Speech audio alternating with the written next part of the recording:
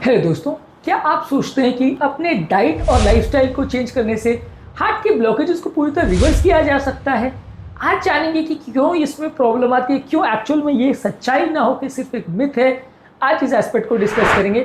यदि आपको ऐसा लगता है कि आप अपने हृदय के अंदर मौजूद ऑलरेडी जो ब्लॉकेजेस जो 60-70-80% ब्लॉकेजेस बन गए हैं, उसको डाइट, एक्सरसाइज द्वारा या इवन दवाइयों के प्रयोग के द्वारा भी आप उसको पूरी तरह से बदल सकते हैं और उस 80% के ब्लॉकेज को आज 30% पर आप ला सकते हैं दवाइयों द्वारा।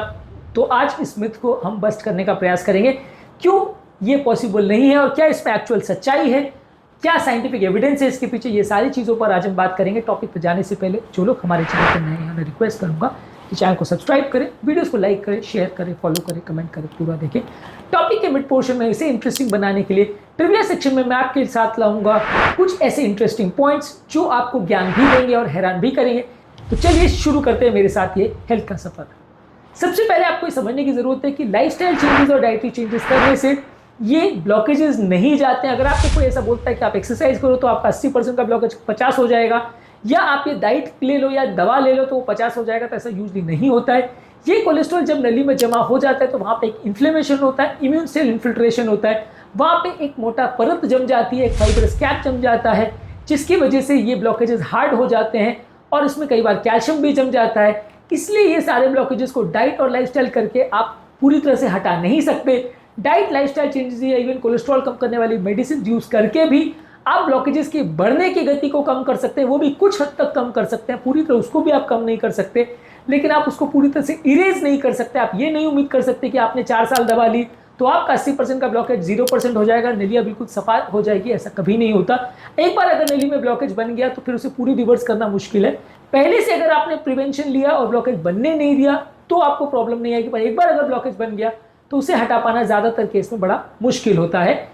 यदि आप हेल्दी इंटरवेंशंस करते हैं, जैसे लो सैचुरेटेड फैट लेते हैं, मेडिटेरियन डाइट लेते हैं, ये सारे आपके इन्फ्लेमेशन को कम करते हैं, कोलेस्ट्रॉल को कम करते हैं, ये नए प्लैकेज को बनने में और ओवरऑल जो पहले के बने हुए ब्लॉकेजेस है वो फटे ना, उसमें हार्ट अटैक ना आए, ये सारी चीजें कर सकते हैं। पर कंप्लीट रिवर्सल आज तक किसी भी स्टडी ने नहीं शो किया है। आज तक शायद किसी एनेक्डोटल केस में कोई कुछ क्लेम कर दे तो अलग बात है, पर कभी भी किसी केस में ऐसा डॉक्यूमेंटेड एंजियोग्राफी में किसी को 80% ब्लॉकेज था वो 50 पे आ गया, ऐसा यूजली देखने को नहीं मिलता है। इवन इमेजिंग स्टडीज में भी, जहां पर डीन ऑर्निश के डाइट या एसेल्स्टीन या प्रिटिकिन डाइट में भी सिर्फ थोड़ा बहुत अर्ली स्टेज में सॉफ्ट प्लाक में एक रिग्रेशन दिखाया गया है, वो भी बहुत छोटी स्टडीज थी जिसमें कोई क्लियर कट वैलिडेटेड क्राइटेरिया नहीं था।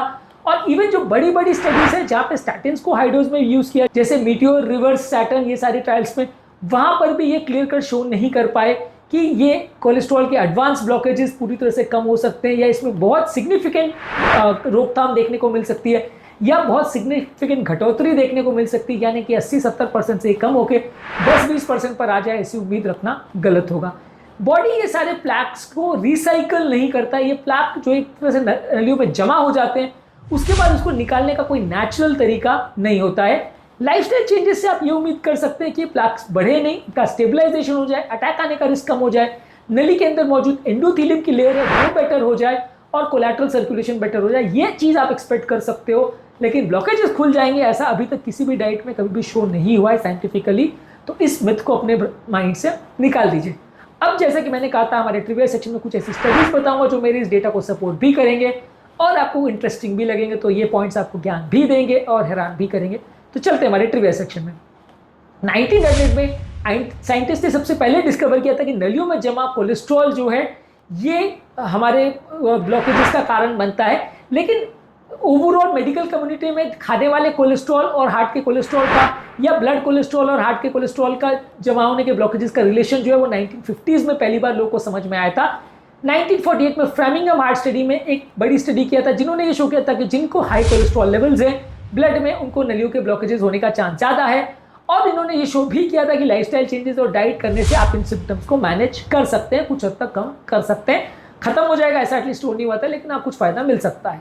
इसके अलावा एपिडेमियोलॉजिकल फैक्ट ये है कि 75% पेशेंट्स में जिनको ब्लॉकेजेस होते हैं उनका ब्लड कोलेस्ट्रॉल लेवल नॉर्मल तक हो सकता है। तो इसलिए हर व्यक्ति जिसको हाई कोलेस्ट्रॉल होगा सबको ब्लॉकेजेस हो जाएंगे ऐसा भी जरूरी नहीं है, और हर व्यक्ति जिसको ब्लॉकेजेस है सबका हाई कोलेस्ट्रॉल आएगा ऐसा जरूरी नहीं है। 2009 में अमेरिकन हार्ट एसोसिएशन ने हाईलाइट किया था कि कोलेस्ट्रॉल लो करने वाली मेडिसिन जो है वो हार्ट डिजीज के रिस्क को कम करती है, ब्लॉकेजेस को रिवर्स नहीं करती है, लेकिन ये ऑलरेडी जो डैमेज हो गया वो पूरा कम नहीं कर सकती। हाँ, कुछ हद तक ब्लॉकेजेस के रिस्क को और हार्ट अटैक के रिस्क को कम कर सकती है। इसके अलावा मेडिकल अंडरस्टैंडिंग में ये शो हुआ कि ये जो ब्लॉकेजेस बनते हैं वो सिर्फ कोलेस्ट्रॉल का कारण नहीं होता, वो बहुत ज़्यादा बॉडी के इन्फ्लेमेशन से रिलेटेड होता है। इसलिए आजकल मैं भी अपने पेशेंट्स पर ज़्यादातर कोलेस्ट्रॉल कंट्रोल से ज़्यादा इन्फ्लेमेशन रिवर्सल और फास्टिंग और वजन कम करने पर ज़्यादा फोकस करता हूँ, डायबिटीज़ रिवर्सल पर ज़्यादा फोकस करता हूँ रादर देन सिर्फ कोलेस्ट्रॉल कंट्रोल पे, क्योंकि उससे उतना फ़ायदा होता नहीं है। तो ट्रिविया सेक्शन में बस इतना ही। अब आते हैं हमारे प्रैक्टिकल यूटिलिटी सेक्शन पर, जहाँ पर इस टॉपिक से मिली इन्फॉर्मेशन को समझने में आपकी मदद करूँगा और उसको यूटिलाइज करने में आपकी मदद करूँगा। बेसिकली टॉपिक का बेसिक पर्पस ये था कि आपको समझना जरूरी कि कोलेस्ट्रॉल कम करना कार्डियोवैस्कुलर हेल्थ इंप्रूव करने का एक पार्ट है, पर वो एक ही पार्ट है ऐसा नहीं है, और सिर्फ सब कुछ उसी पर चल रहा है और उसको आपने फॉलो किया तो ज़िंदगी भर कोई दिक्कत नहीं आएगी, ऐसा नहीं है। आपको डाइट के साथ प्रॉपर मेडिकेशन और लाइफस्टाइल चेंजेस करने हैं, जिससे कुछ हद तक फ़ायदा होगा, बीमारी पूरी खत्म नहीं हो जाएगी। इसके लिए आपको कोशिश ये करनी है कि पर्सनलाइज ट्रीटमेंट प्रोग्राम डेवलप करें, जिसमें मेडिसिन, लाइफस्टाइल चेंजेस, ये सारी चीज़ें इन्वॉल्व हो, तो ये कुछ हद तक डिजीज़ को बेटर मैनेज करने में मदद करेगी। एक अच्छी अवेयरनेस होना ज़रूरी है, तभी आप इस ओवरऑल डाइट से और लाइफस्टाइल से ज़्यादा फ़ायदा ले सकते हो। और ओवरऑल आपको ज़रूरी है कि कुछ रियलिस्टिक एक्सपेक्टेशंस रखें। आप अगर अनरियलिस्टिक बिलीफ रखेंगे और आपको लगेगा कि अभी मैंने डाइट कर ली, भी मैंने दवा ले ली तो मेरा 80-90% डॉक्टर पूरा ठीक हो जाएगा, तो वो आपकी बेवकूफ़ी साबित होगी, क्योंकि वैसा होने वाला नहीं है। और आपको थोड़ा बहुत फ़ायदा मिल सकता है, मे भी 80 का 75-70 तक शायद आप उम्मीद कर सकते हो। वो भी स्टडीज़ ने इवन 10% का रिडक्शन भी शो नहीं किया है ज़्यादातर स्टडीज़ में।